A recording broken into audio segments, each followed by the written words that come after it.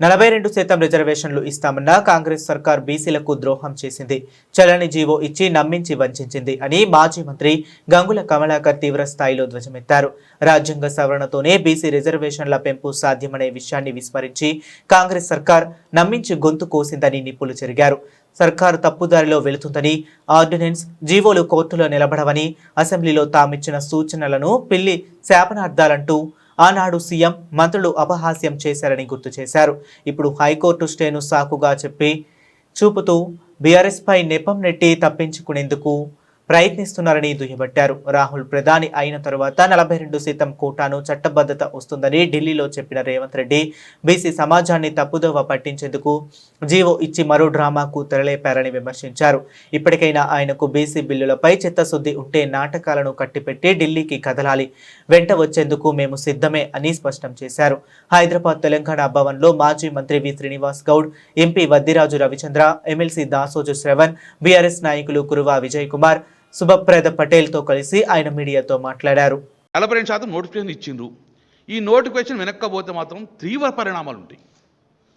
లేదు మేము ఏం చేయాలి, 4 వారాలు కోర్టు టైం ఇచ్చింది, ఈ 4 వారాల తర్వాత ఎన్నికలు జరగాలి కదా, పాత పద్ధతిలో జరగాలని 23% ఇస్తే మాత్రము చాలా చాలా చాలా తీవ్ర పరిణామాలు ఎదుర్కోవాల్సి వస్తుంది ప్రభుత్వము. మళ్ళీ చెప్తున్నాం, అన్యాయాన్ని భరించాం, ఈ అవమానాన్ని మేము భరించలేము. కాబట్టి డెఫినెట్గా 42% రిజర్వేషన్ అయ్యేదాకా మాకు ఎన్నికలు అవసరం లేవు. ఎన్నికలు ఇంకో సంవత్సరం పెడతావా, 2 సంవత్సరాలు పెడతావా, కానీ చట్టపరంగా మాకు 42% ఇచ్చిన తర్వాతనే జ్యుడిషియల్గా ఇక్కడ న్యాయపరమైన చిక్కులు రాకుండా ఉండటానికి ప్రొటెక్షన్ తీసుకున్న తర్వాతనే ఎన్నికలుగా ఉండి, ఎన్నికలకు తొందర లేదు. మీ కర్ణాటకలో 3 సంవత్సరాలు ఎన్నికలు పెట్టలే కదా, ఇక్కడ ఏం తొందర అండి అది. ఒకసారి మళ్ళీ మీరు పాత పద్ధతిలో 40% కాకుండా 23% రిజర్వేషన్ ఇస్తే ఇక జీవితంలో మళ్ళీ మా బీసీలు అనేది రిజర్వేషన్కు నోచుకోరు, మళ్ళీ సమాధి చేస్తారు. ఈ వాయిస్ను మొత్తాన్ని కూడా ఇంక డిమాండ్ను సమాధి చేసే ఆలోచనలో ఉన్నారు.